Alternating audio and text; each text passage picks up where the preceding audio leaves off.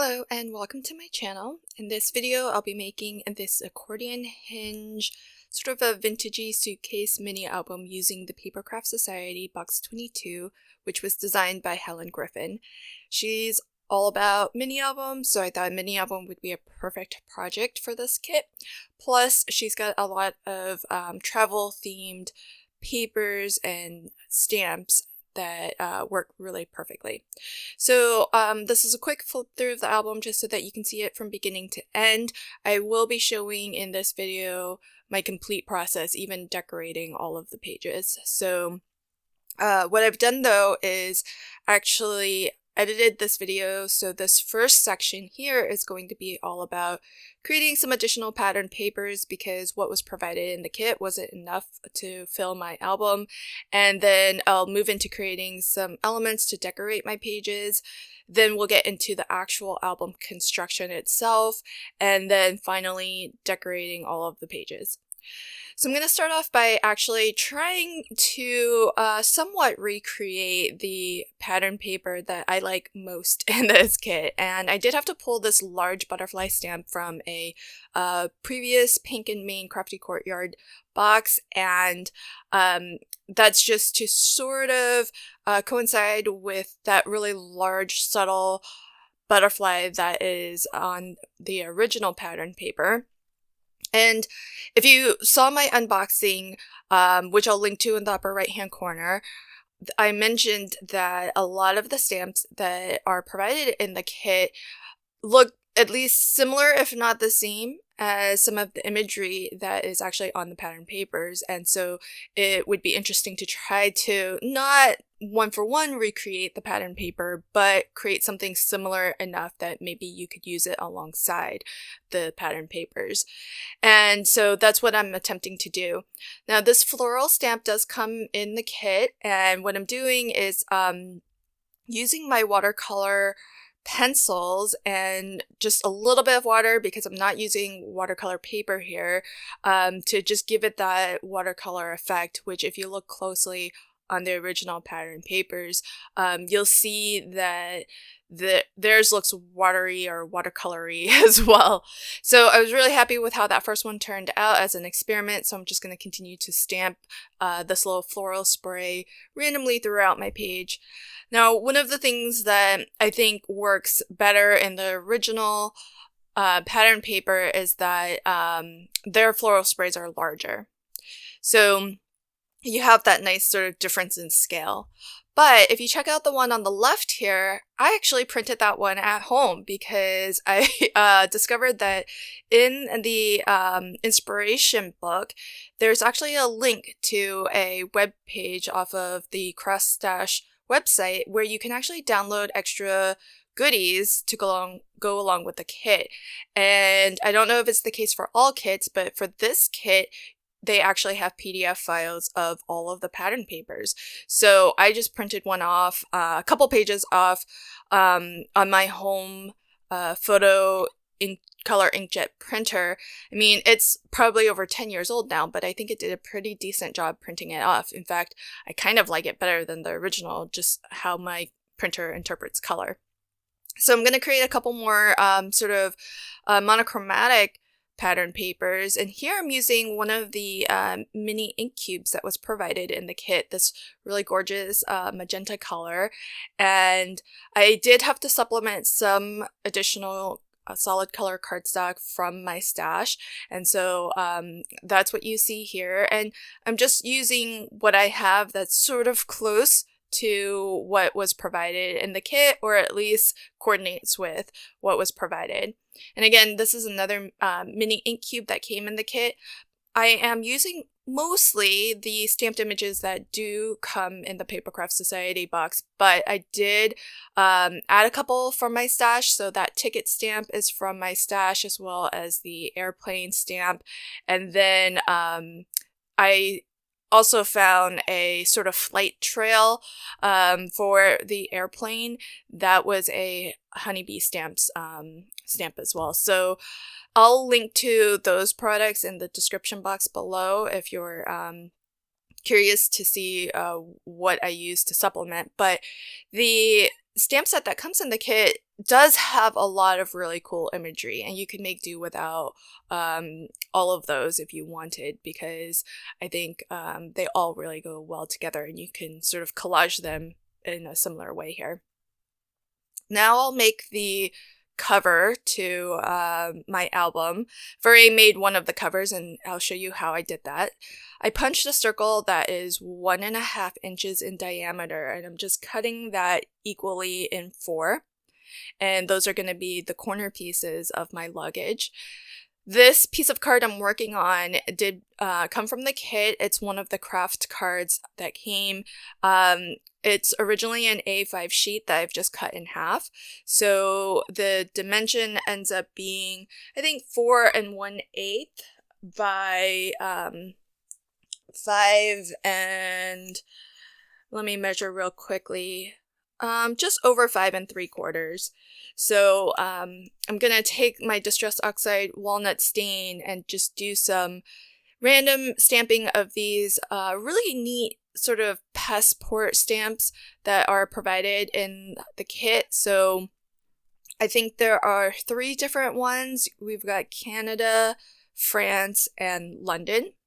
And I did also use the Distress Oxide Walnut Stain to distress all of my papers. So in this case for the cover, I distressed the entire panel, but for my page bases, I just distressed the edges because with so many mats and layers going over top of it, there was really no need to distress the interior portion. Now, this craft card is a little bit unique. I've never seen anything like it. I almost think it might be lightweight chipboard, because on the back side of that pretty craft paper looks very chipboardy. So I covered it up completely in black because I didn't really like it. Okay, so now getting into making some of the additional embellishments for the album, I decided to make some paper brads, which I'll use as tuck spots and sort of little swinging closures to add photos or attach photos to your album.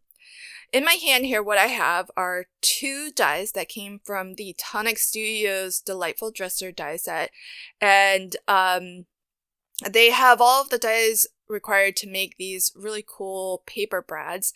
I'm not going to use their swinging closure component, so instead what I'll use is a couple of tag dies that actually came in the Papercraft Society kit.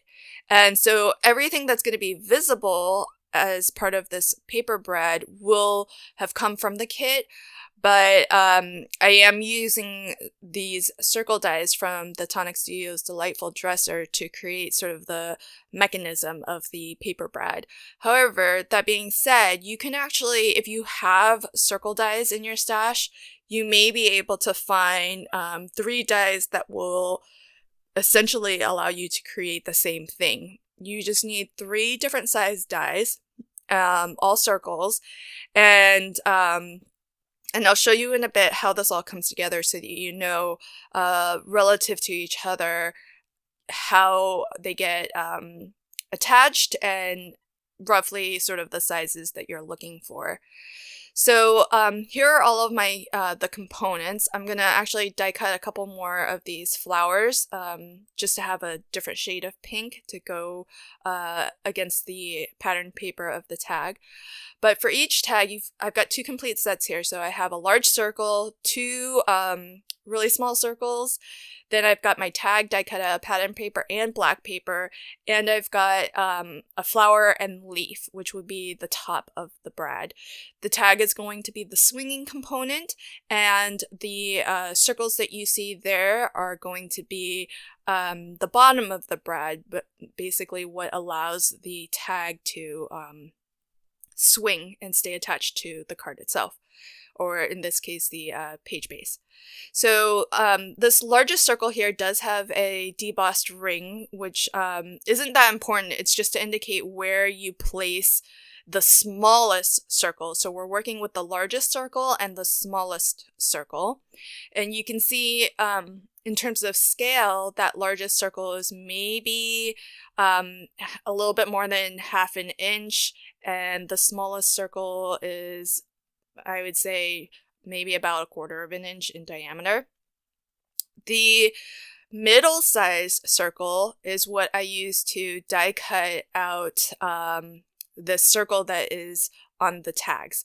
So this little mini tag die does come in the kit itself, and it does, die cut out the circle for the tag, but that circle needs to be large enough to go around the smallest size circle that's part of our brad mechanism. So I'll go ahead and die cut. I forgot to die cut it out of my black tag layer. So I'll go ahead and take a moment to do that now. And I'll show you in a bit that this middle size circle here, it doesn't need to be too much larger than your smallest size circle. And in fact, it's better if it's just a smidge larger, because it just needs to fit around that the smallest size circle so that it can comfortably swing around that. The stack of two circles, they serve as sort of a post that our tag can swing around. And what I'm going to do is double up on the tag. I have the black on the back so that it's nice and a little bit more stiff, a little bit more firm, because it is going to be something that potentially gets moved back and forth, but also I'm expecting it to be able to hold a picture down, firmly into the book. So here I'm showing, see how there's not that much play there. There's not that much wiggle room. So you basically need one large circle, relatively large, that's going to serve as the base of your brad, a small circle that's sort of the post that your tag is going to swing around, and then the third circle that is slightly larger, just slightly larger than your smallest circle, so that you can die cut that out of whatever you want your swinging component to be. And then our topmost layer, the top of our brad, is going to be this rose that is a die from the kit. And then I'll add just this little leaf embellishment to the rose. Now I'm being careful to glue this just to the rose and not to the tag at all, because remember, the tag needs to be able to swing completely around freely. So there should be no adhesive that touches the tag. So that's our paper brad. So I thought those were really cute, really fun to make, and a fun way to decorate the album pages. I'm also going to make some photo mats, and the little tab at the top of these photo mats is a die that does come in this kit. And what I've done is just folded a piece of colored cardstock in half, and where my fold is, I drop that just below the top cutting line of the tab so that that fold remains intact. And that way we get a nice front and back of our tab. You could easily, I suppose, just die cut twice, 2 full tabs, and glue them together. So if you didn't want to do that, that's another way to achieve the same thing. My photo mats are cut to 3 1/4 by 4 1/4. So as you saw earlier when I brought on my 3x4 photo template, it'll comfortably fit onto this photo mat with a little bit of border showing all the way around. And so I've already attached the first 2 tabs in this series of 3 photo mats, and I'll just attach this last one to the center. I decided to round the corners at the bottom because the tab has some curvature to it. Plus, just in terms of practicality, having the rounded corners makes it a little bit easier to slot into the pocket that's on the album page base. Now, since I cut my photo mats out of white, that bright white just didn't look right in the album. So I'm using my Memento dewdrops to age my paper, so to speak. So the colors that I have are peanut brittle and pistachio. It might seem weird to use pistachio, but it's a very light, subtle green that just makes the paper look a little bit more old as opposed to tea stained or coffee stained. Okay, so now let's move into actually constructing the album. I do have another tutorial on Accordion Hinge albums where I go through this process much more slowly, and I show you a lot more of the process. Rather than repeat everything in hyper detail here, I'll just reference you to that video, but I will talk through what I'm doing here. So my hinge for this album is a little bit unique in that I've broken it out into 2 straps, essentially, as opposed to one larger hinge.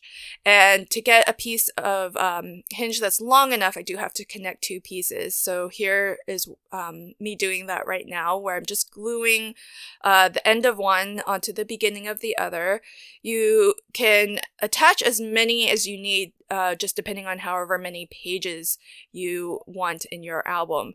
So starting from the left, if you look at that top piece there, that first section is about 4 1/4, which is just a smidge longer than the width of my album cover. I've given myself a 1/8 inch gusset because I'm gonna add a couple layers to the album cover to make it a little bit more thick and sturdy.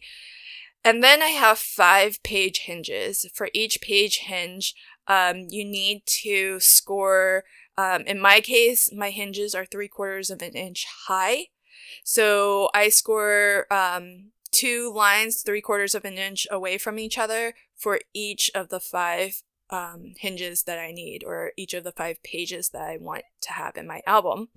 And then starting at that black section, I've got another 1/8 inch gusset, another 4 1/8 inch span that covers the entire back cover, and then just some extra, whatever was left over, I left as my closure, which will wrap around to the front of my album.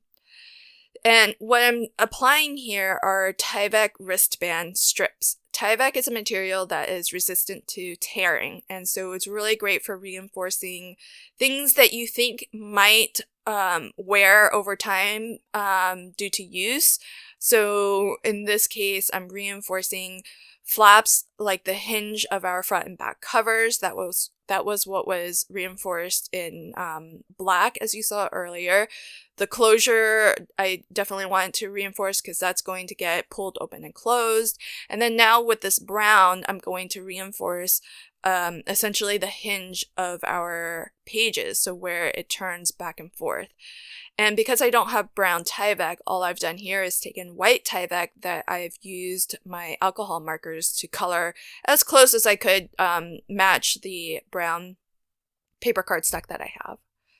So both of these hinge strips are essentially going to be exactly the same, and they're the one thing that I really like about the accordion hinge style of album is that it you can really take it as an opportunity to incorporate the hinge because it is exposed and visible as a design element of your album. And I thought that creating this suitcase look to my album was a perfect opportunity to use my hinge as the luggage straps.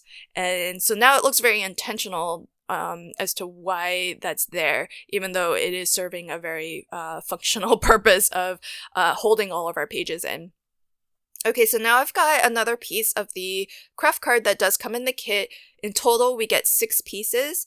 And so I took one, cut it in half, and that's my front and back covers. And then the next 5 I'll be using as page bases. I scored it in half along the long edge, and now I'm going to cut a couple of slits. They are both going to be 1 inch in from the top and bottom edge, and each slit is going to be 3/4 of an inch tall so that I can slot my hinge right through it. Now I did reinforce the fold here where I'm cutting into because we don't want the slit to continue to grow and tear our cardstock over time. And so by reinforcing with Tyvek, you're going to prevent that slit from growing and the pages getting loose in your album. And I just cut out some of my process there, but basically I slotted all of my pages in. And I managed to forget to put the Tyvek reinforcing on the following pages, but don't worry, I go back and do that afterwards. So if you've done the same thing where you've forgotten, don't worry, it's not too late. Just do the same thing, apply the Tyvek strips, and then cut into the Tyvek. So what I'm slotting in here, these are what I refer to anyways as locking strips. These strips lock your page bases into your book so that you can't remove them without pulling that strip out first. What I found is that if you cut your locking strips to be about 1/8 of an inch shorter than the height of your hinge, that's a really good width in order to easily slot your locking strips in without adding too much stress, but also firmly keeping your page bases down into that hinge. And so whatever height you want your hinge to be, and you might want to choose a different height just based on the size of your pages. This is a rather small book, so I decided a 3/4 inch height for my hinges would be more than enough to kind of keep everything in. Okay, so then now I'll go ahead and attach my front and back covers, and I'm just softly rounding the closure because I don't want to put a hard fold or crease into it. But before I glue down the front straps to my front cover, what I'm going to do is create a little belly band, sort of like a little loop that my closure piece can actually tuck into, and that's what's going to keep the album closed. So this is just a piece of scrap paper. I cut it to a 1/4 inch tall, and the length will be determined by how much is needed to wrap around these 3/4 inch bands here. And I'm doing a little bit of a dry fit. I want a loose enough fit so that the strap can easily slot in and out without, frustration. But I don't want it so loose that it's not going to actually keep that strap held in place. So you just have to kind of find that medium ground there. And once you have it to the length that you need, then I'll go ahead and glue that down to the front straps on both of my strap pieces here. And if I had it to do over again, I would have cut my closure straps longer than what they ended up being. And that's mainly because I didn't anticipate this album being quite as chunky as how it turned out in the end. But it just barely closes. It still functions well as a closure. I just think it might have been a little bit nicer if it was longer, and possibly if I had it longer, I would move these little belly bands a little bit lower as well. But that's all sort of up to you. That's kind of your own design discretion, what you think looks nice. So now that I have those little belly bands in place, I'm going to go ahead and attach these straps to the front of my cover. And I'm being really overly generous with my adhesive here. I've got dry adhesive and liquid adhesive.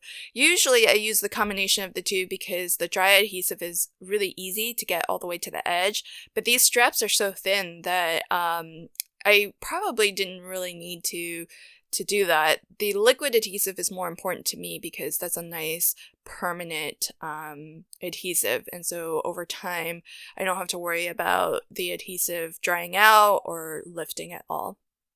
Okay, so that was our basic album complete. All of the page bases are in, the covers are in, and so now all that's left is to actually decorate each of the pages.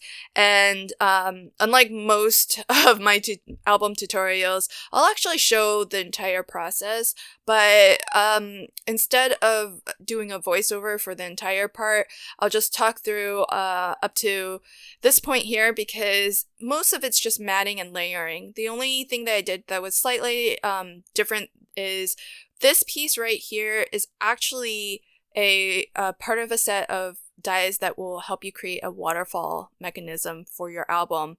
I didn't want to use a waterfall, so instead I used that die as a pocket, and I just added a hinge on both sides so that I can use the full width of that die cut as part of my pocket.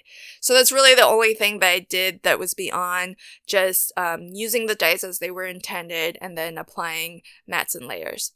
So now I'll go ahead and put on some music. If you want to watch the rest of this album come to life, sit back, enjoy, and I'll meet up with you at the end for a final recap.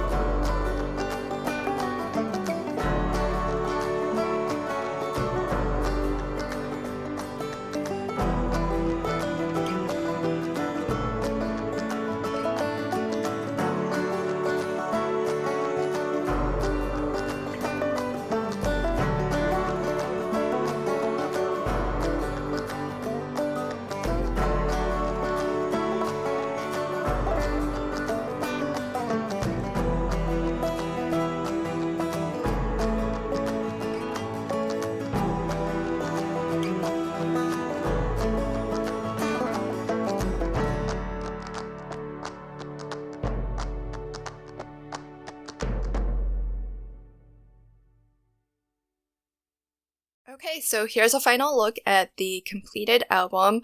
Now, in retrospect, if I'd known that this album would be so bulky, I would have cut my straps for the closure a little bit longer, but it just barely fits. But I'm loving the look of this, and especially how the hinges look on the spine. It almost looks like stitched bookbinding. If you're familiar with the Coptic stitching, it almost looks like that. So I love how the accordion hinge mechanism for your hinges can really get worked into the design of your album, and you can use it as a feature. And this is the first time where I've created a hinge where it's actually in two parts, so really loving that. The paper brads turned out really well too, and so I like having those in place as little tuck spots to hold photos. I basically used everything in the kit except for the gold frames that did get included, and I didn't use all of the pre-printed tags either, but I used a fair number, and there's still empty pockets, so I may go back and add some more as well. But I had a lot of fun creating this album, and it was particularly fun to just create some of my own pattern papers like you're seeing here as well. So I think, the stamps that they've included were perfect for, creating something that fit in really well with the pattern papers that they've already provided. Plus, I love the fact that you can always, at least in the case of this kit, download the PDF files to print your own pattern papers. So if you really did love the pattern papers in this kit, you can download those PDF files and print out more. And I actually, to be honest, like the version that my printer printed out, because those papers tended to be a little bit brighter than what came in the kit. So I'm definitely loving that they have provided that as a little bonus or a little extra that we can go and download. So definitely check your inspiration booklet for the link to access that. For this album, I'm gonna leave the hinge and the locking strip in place as it is, and I'm not going to anchor it down to anything, so that I can still sort of take the locking strip out, maybe reorder the pages if I want, but everything's still going to be perfectly secure, so I don't have to worry about the pages falling out because that locking strip is in there. But if you're looking for different ideas for how to anchor or even hide this whole hinge piece, then feel free to check out my other accordion hinge style album tutorial, because I offer several different ideas for what you can do with this hinge. Well, I hope that you enjoyed this video, and if you did, please consider liking, commenting, and sharing. And if you want to catch new videos as they get released, hit the subscribe button and the notification bell. Thanks again, and until my next video, happy crafting and have a fantastic day. Bye!